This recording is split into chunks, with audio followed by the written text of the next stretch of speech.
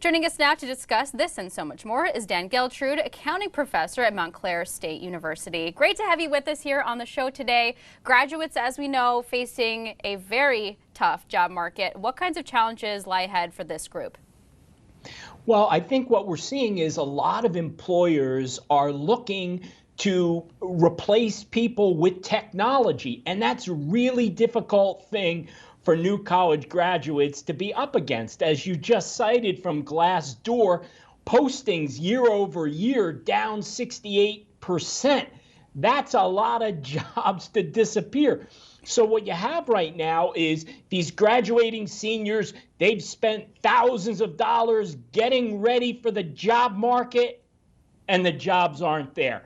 So it really creates a challenge that perhaps no one would have anticipated based upon where we were with the economy just a year ago, but it's a whole new ball game now. Yeah, well, it feels like a lot of college students have to do a reality check for themselves. We know they often fantasize about their dream job, but do you think it's realistic for students to keep this goal in mind, even in a tough job market today?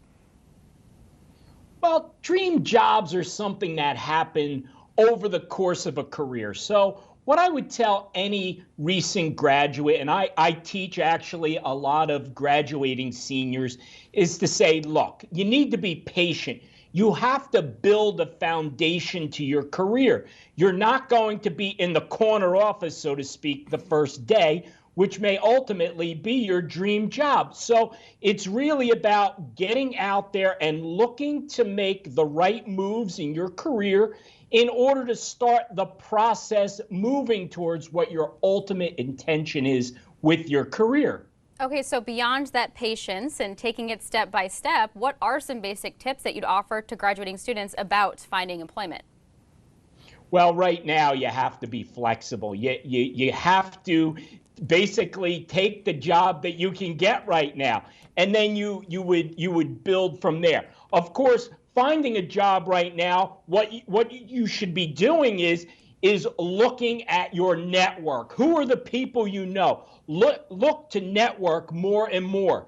Build your online profile. Everything is done online right now. You want to have a presence there so that employers will be able to find you. Very, very important. You also have to be ready for that virtual interview. That's what it all comes down to. How do you come across on camera?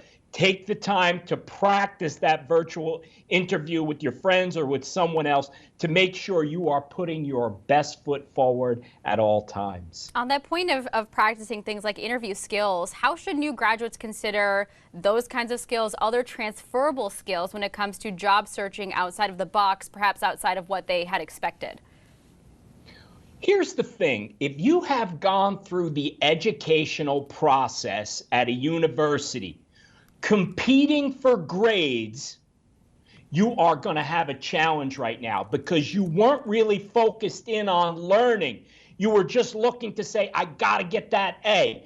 Well, at what cost? Because right now, skills are what matter. So institutions of higher learning really need to be higher learning. Those skills, the knowledge, how you can be flexible in what you learn and what you can apply, that's what matters so much more right now than just having a grade on a transcript. So for recent grads who have been hit with layoffs or furloughs, it can really crush confidence, really be taxing from a psychological perspective. How do you stay motivated if you do want to continue that job search?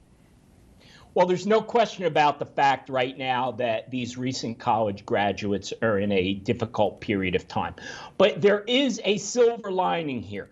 Because technology is so important in the job market, there has never been a generation of graduates more prepared than to work with technology than this graduating class. So they do have a lot of the skills that prior graduates don't have. They need to keep that confidence, they need to be focused, and they need to go after it. Technology is going to be the key to future success. This is not about survival of the fittest or survival of the strongest. This is going to be about those that can adapt are going to prosper.